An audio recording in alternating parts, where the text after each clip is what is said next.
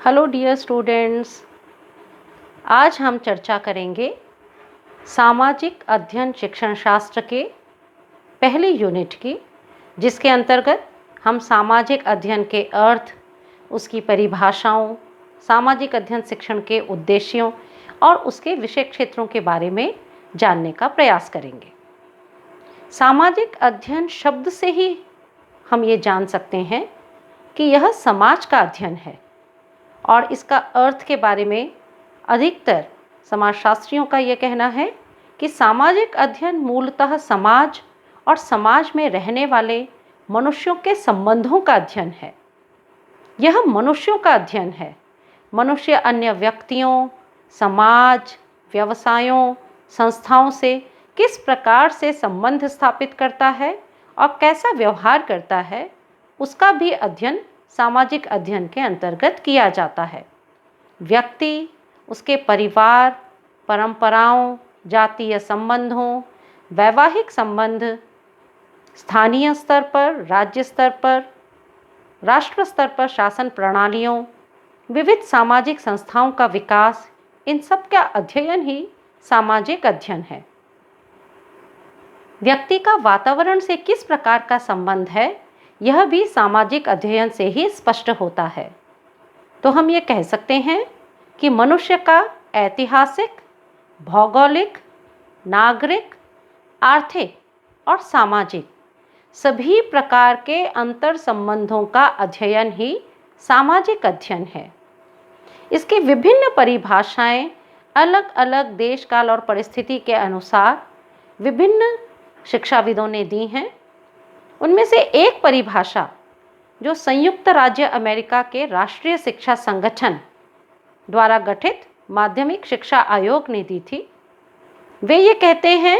कि वे सभी अध्ययन सामाजिक अध्ययन कहे जा सकते हैं जिनकी विषय वस्तु का सीधा संबंध मनुष्य, समाज के संगठन और विकास से हो और जो मनुष्य को एक सामाजिक समूह के सदस्य के रूप में देखे। यानी इसका अर्थ ये है कि मनुष्य का उसकी उत्पत्ति से लेकर उसका परिवार और समाज के संगठन से किस प्रकार का संबंध है, कैसे उसका विभिन्न समयों में विकास हुआ है और मनुष्य को हम एक एकाकी मनुष्य के रूप में न देखकर बल्कि वो एक सामाजिक समूह के सदस्य के रूप में किस प्रकार से कार्य करता है, व्यवहार करता है और विकसित होता है, वे सामाजिक अध्ययन के अंतर्गत आता है। एमपी मोफात ने जो अपनी परिभाषा दी है, उसमें उन्होंने कहा कि जीवन की कला एक ललित कला है और सामाजिक अध्ययन इसके समझने में सहायता करता है। इसको हम इस प्रकार से समझ सकते हैं कि मनुष्य का जीवन जो है वो जिस प्रकार से जन्म लेता है, शिक्षा ग्रहण करता है, परिवारजनों के साथ व्यवहार करता है, अपने आसपास के वातावरण, समाज के साथ जैसे संबंध स्थापित करता है, उन सबको हम ललित कलाओं के क्षेत्र के अंतर्गत ले सकते हैं। और ललित कलाओं में आप जानते ही हैं, हमारी संस्कृति से संबंधित गीत, संगीत, नृत्य कला, चित्रकला, आपस में बातचीत करने की, अंतःक्रिया करने की कला, सभी कुछ सम्मिलित होता है। तो जीवन जो है वो स्वयं एक कला के समान है और वे सभी विषय जो जीवन को समझने में सहायता करते हैं, वे सामाजिक अध्ययन हैं। तो हम समझ सकते हैं कि सामाजिक अध्ययन एक एकीकृत उपागम है। एकीकृत इसको इसलिए कहा गया है क्योंकि यह अलग अलग विषयों का समूह मात्र नहीं है, बल्कि इससे संबंधित सभी विषय क्षेत्र जो हैं वो एक दूसरे के साथ इस रूप में गूंथे गए हैं कि उन्हें एक दूसरे से अलग करके नहीं समझा जा सकता। मनुष्य कैसे अपना जीवन जीता है, उसका रहन सहन, उसका खान पान, उसके काम करने के जो तरीके हैं, विभिन्न प्रकार की धार्मिक, सांस्कृतिक, सामाजिक संस्थाओं का निर्माण, उनका विकास, मनुष्य और उसके भौतिक, भौगोलिक, सामाजिक, आर्थिक पर्यावरण से जुड़े जितने भी विभिन्न पहलू हैं, उनका ज्ञान हमें सामाजिक अध्ययन द्वारा प्राप्त होता है। सामाजिक अध्ययन ही उत्तम नागरिकता का विकास करता है मानव में, ताकि उसका सामाजिक जीवन जो है वो सुखी और सफल हो सके। सभी विषय जो मानव समाज की उत्पत्ति, संगठन और विकास का ज्ञान प्रदान करते हैं,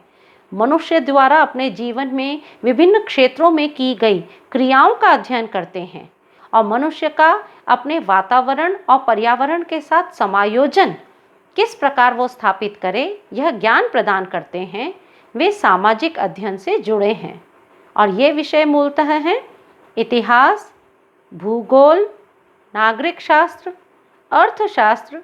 मनोविज्ञान, समाजशास्त्र, दर्शन शास्त्र आदि। सामाजिक अध्ययन शिक्षण क्यों किया जाता है? सामाजिक अध्ययन शिक्षण की विद्यालयी शिक्षा में क्या आवश्यकता है, इसको समझने के लिए हमारे लिए इसके लक्ष्यों और उद्देश्यों को समझना बहुत आवश्यक है। जब भी हम बात उद्देश्यों को और लक्ष्यों की करते हैं तो आपने देखा होगा कई बार इन्हें समानार्थी शब्दों के रूप में प्रयुक्त किया जाता है, लेकिन यदि इनकी मूल भावनाओं को देखें तो इनमें अंतर इस प्रकार से है कि उद्देश्य जो हैं वे तात्कालिक होते हैं, उनकी तात्कालिक प्राप्ति संभव है, जबकि लक्ष्य जो होते हैं वे दूरगामी होते हैं। लक्ष्यों को प्राप्त करने के लिए पहले उद्देश्यों को प्राप्त करना आवश्यक है। एक उदाहरण से अगर हम समझें कि बालकों में उत्तम नागरिकता का विकास सामाजिक अध्ययन शिक्षण का एक लक्ष्य है और इस लक्ष्य की प्राप्ति के लिए बालकों को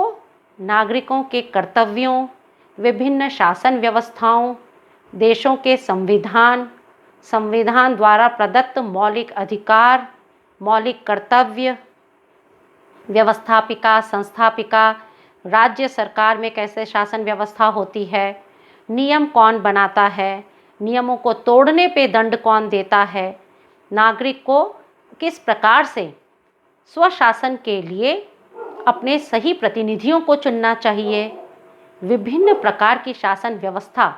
जैसे कि लोकतंत्र और अन्य किस प्रकार से कार्य करती हैं, इन सब का ज्ञान देना ये सामाजिक अध्ययन शिक्षण के अंतर्गत उत्तम नागरिकता के विकास के लिए छोटे छोटे उद्देश्य हैं।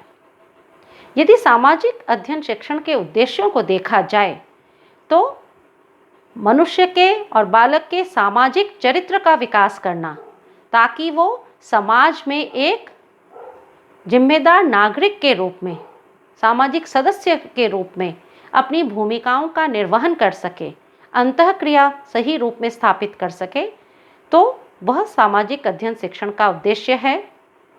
समाज से हमें विरासत के रूप में किस प्रकार के नियम, संस्कृति, धर्म, सामाजिक संगठन, विचार प्रक्रिया प्राप्त हुआ है और अलग अलग समय में समाज में कौन कौन सी समस्याएं आती हैं, इन समस्याओं का समाधान किस रूप में किया जाए, इसका ज्ञान प्रदान करना भी सामाजिक अध्ययन शिक्षण का उद्देश्य है। वर्तमान कैसा है, क्योंकि वर्तमान अतीत से जुड़ा हुआ होता है और भविष्य को निर्धारित करता है, इसलिए बालकों के समय वर्तमान की स्थिति को स्पष्ट करना यह भी बहुत आवश्यक है। बालकों में विभिन्न वृत्तियों और कौशलों का विकास करना, ताकि वो एक स्वस्थ जीवन जीने की कला में निपुण हो जाएं, उनका जीवन सफल हो और सुखमय हो, इस प्रकार के कौशलों का विकास करना। मानवों का मानवों के साथ संबंध कैसा हो, इस बारे में वो जान सकें, ताकि उनमें अपनेपन की भावना का विकास हो सके, यह भी सामाजिक अध्ययन शिक्षण का उद्देश्य है। हम सभी जानते हैं कि इस पूरे विश्व में कई विभिन्न प्रकार की संस्कृतियां हैं, समुदाय हैं, धर्म से जुड़े हुए लोग रहते हैं, हमारी राजनीतिक सीमाएं बहुत अलग अलग हैं, हमारे इतिहास, संस्कृति, भाषा, जीवन जीने के तरीकों में बहुत भिन्नता है, लेकिन इन सब के बावजूद भी कोई भी राष्ट्र, कोई भी व्यक्ति, कोई भी संस्था अपने आप में संपूर्ण नहीं है। सबको कहीं न कहीं किसी न किसी कार्य के लिए, किसी वस्तु के लिए एक दूसरे की आवश्यकता अवश्य होती है। तो बालकों में परस्पर अवलंबन की भावना का विकास और इसी तरह से संपूर्ण विश्व का नागरिक हूँ मैं, यह भावना जागृत हो सके। विभिन्न राष्ट्र जो हैं वे सब जब तक एक दूसरे के साथ सहयोग करके आगे नहीं बढ़ेंगे, तब तक हम मानव जाति के उत्थान और प्रगति की बात नहीं कर सकते। तो अंतर्राष्ट्रीय सद्भावना का विकास करना भी सामाजिक अध्ययन शिक्षण का उद्देश्य है। एक और महत्वपूर्ण उद्देश्य जिसकी हम चर्चा कर सकते हैं वो है अपने आसपास के वातावरण का ज्ञान। यह वातावरण जैविक भी हो सकता है, भौगोलिक, भौतिक, सामाजिक, विभिन्न प्रकार के वातावरण। तो यह वातावरण कैसा है, इस वातावरण के साथ किस प्रकार से अंतःक्रिया की जाए, अपने आसपास के वातावरण को कैसे स्वच्छ रखा जाए और उसके साथ इस प्रकार के संबंध स्थापित हों ताकि हमारा भविष्य जो है वो भी हमेशा सुरक्षित रहे, इसका ज्ञान भी बालकों को प्रदान करना सामाजिक अध्ययन शिक्षण का उद्देश्य है। शिक्षा आयोग 1964-66 ने जो प्रतिवेदन दिया था उसमें उन्होंने सामाजिक अध्ययन के उद्देश्य के बारे में जो कहा वो हम उन्हीं के शब्दों में समझने का प्रयास करते हैं। उनका ये कहना था कि सामाजिक अध्ययन का उद्देश्य छात्रों को उनके वातावरण के संबंध में ज्ञान प्राप्त करने में, मानवीय संबंधों की समझ विकसित करने में और ऐसे अभिमत या मूल्य अपने व्यक्तित्व में ग्रहण करने से है जो कि उसके समुदाय, राज्य, राष्ट्र और विश्व के मामलों में उसको विवेकपूर्ण ढंग से चिंतन कर निर्णय लेने की क्षमता उसमें विकसित हो सके, उसमें उसको उपयोगी सिद्ध हो। भारत में भी उनमें अच्छे नागरिक के गुणों का विकास हो और बहुत विभिन्नताएं होने के बाद भी भावात्मक रूप से एकीकरण हो, इस प्रकार की भावना का विकास हो सके, उसके लिए सामाजिक अध्ययन का प्रभावी कार्यक्रम बहुत आवश्यक है। हम सभी जानते हैं कि विश्व के साथ साथ हमारे देश भारतवर्ष में भी विभिन्न प्रकार के धर्म, जाति, समुदाय, भाषा, रहन सहन, खान पान, कलाओं की बहुत विविधताएं और विभिन्नताएं हैं। इतनी सारी विभिन्नताएं होने के बाद भी किस प्रकार से बालक का विकास इस रूप में हो कि वह एक उत्तम नागरिक के साथ साथ विभिन्नताओं को समझते हुए एकता को स्थापित करने में मदद कर सके, यह सामाजिक अध्ययन शिक्षण का प्रमुख उद्देश्य होना चाहिए। विद्यालय के विभिन्न स्तरों पर सामाजिक अध्ययन शिक्षण के विषय क्षेत्र क्या हैं? पहले आप ये समझिए कि विषय क्षेत्र किसको कहते हैं। विषय क्षेत्र मतलब इसके अंतर्गत कौन कौन सी विभिन्न घटनाओं, तथ्यों, सिद्धांतों और प्रकरणों के बारे में जानकारी प्राप्त करते हैं, उसे हम विषय क्षेत्र कहेंगे।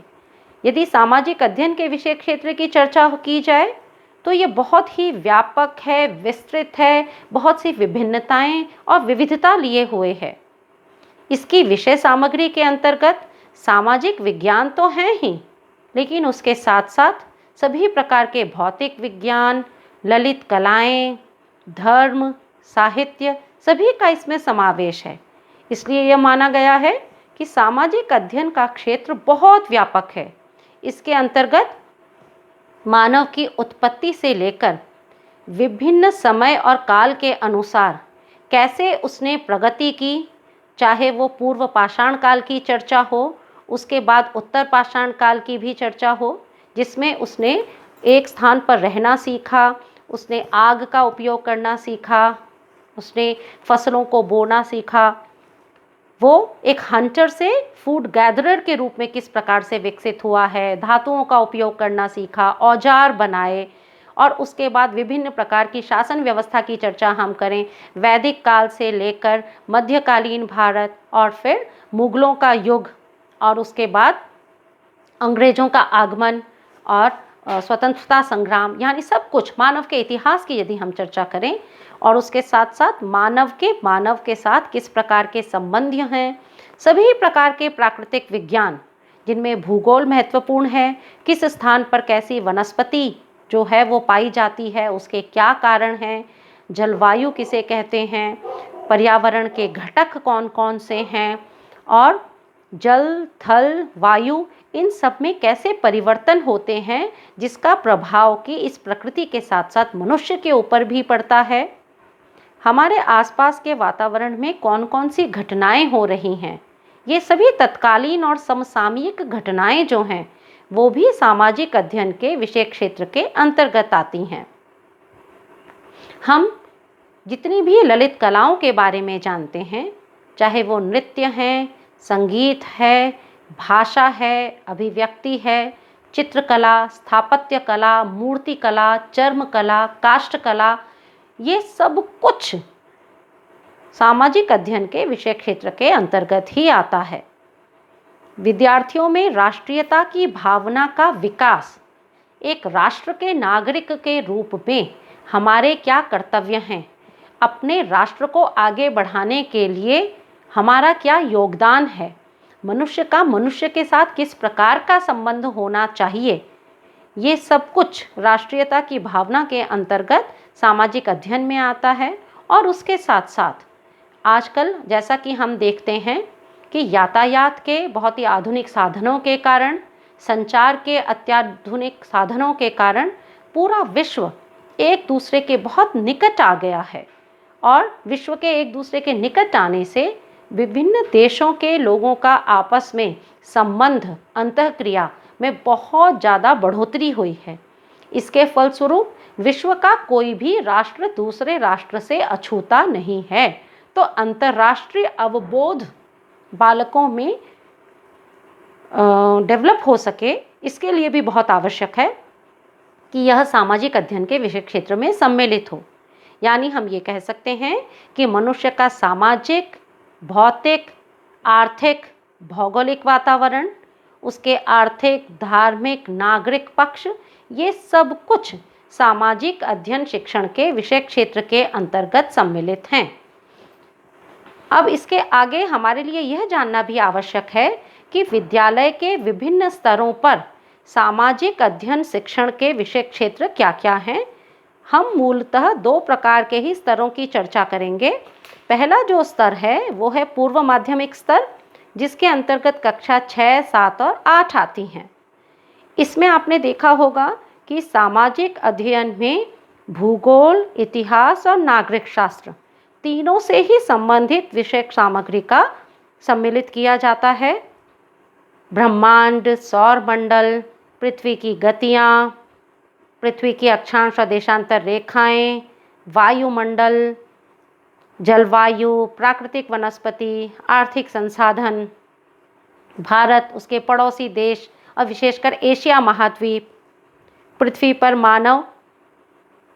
की उत्पत्ति, उसका स्थायी जीवन का प्रारंभ, विश्व की प्राचीन सभ्यताएं, मौर्य साम्राज्य, नए नए विचार, चाहे जिनमें हम जैन धर्म एवं बौद्ध धर्म की भी चर्चा करें, ग्राम पंचायत, क्षेत्र पंचायत, नगर निगम, स्थानीय स्वशासन के विभिन्न अधिकारी, उनके कार्य, हमारे राष्ट्रीय प्रतीक, ये सब कुछ कक्षा 6 की विषय सामग्री के अंतर्गत आते हैं। इसी प्रकार से कक्षा 7 की विषय सामग्री में धरातल का स्वरूप, उसे बदलने वाले कारक, वायु की गतियाँ, अफ्रीका, उत्तरी अमेरिका, ऑस्ट्रेलिया आदि महाद्वीप और उनमें किस प्रकार का जीवन है, मध्यकालीन भारत, इस्लाम का उदय, सल्तनत काल, उस सल्तनत काल की समाज, संस्कृति, शासन, आर्थिक विकास, मुगल साम्राज्य की स्थापना, मुगलकालीन समाज एवं संस्कृति, मराठा राज्य, हमारा संविधान, न्यायपालिका, व्यवस्थापिका आदि सभी कक्षा 7 की सामाजिक अध्ययन के विषय क्षेत्र के अंतर्गत सम्मिलित किए गए हैं। कक्षा 8 में भूगोल में भारत की स्थिति एवं धरातल, जलवायु, सिंचाई, कृषि, खनिज, ऊर्जा, उद्योग धंधे, व्यापार, हमारे गांव, भारत के राज्य, विश्व के प्राकृतिक प्रदेश, विभिन्न कटिबंधीय प्रदेश, ये सब कुछ कक्षा 7 में भूगोल के अंतर्गत पढ़ाए जाते हैं। इतिहास में आधुनिक भारत, यूरोपीय शक्तियों का आगमन, अंग्रेजी राज्य की स्थापना, विस्तार, कंपनी राज्य के क्या प्रभाव हुए, भारत का प्रथम स्वतंत्रता संग्राम क्या था, राष्ट्रीय भावना का उदय किस प्रकार से हुआ, स्वाधीनता आंदोलन से संबंधित जानकारी, भारत कैसे स्वतंत्र हुआ, फिर स्वतंत्र भारत के समक्ष क्या चुनौतियां थी, हमारा लोकतंत्र क्या है, आर्थिक पुनर्निर्माण किस प्रकार से हुआ, देश की सुरक्षा नीति, विदेश नीति, संयुक्त राष्ट्र संघ, ये सब कुछ कक्षा 8 में सामाजिक अध्ययन के विषय क्षेत्र के अंतर्गत आते हैं। अभी मैं आपको केवल कक्षा 6, 7 और 8 के ही बारे में बता रही हूँ। इसके अलावा कक्षा 9, 10, 11, 12 में भी कौन से विषय क्षेत्र सम्मिलित किए गए हैं, इन सब की जानकारी के लिए सबसे आसान तरीका ये है कि आप कक्षा 6 से लेकर कक्षा 12 तक की NCERT की जो पाठ्य पुस्तकें हैं सामाजिक अध्ययन की,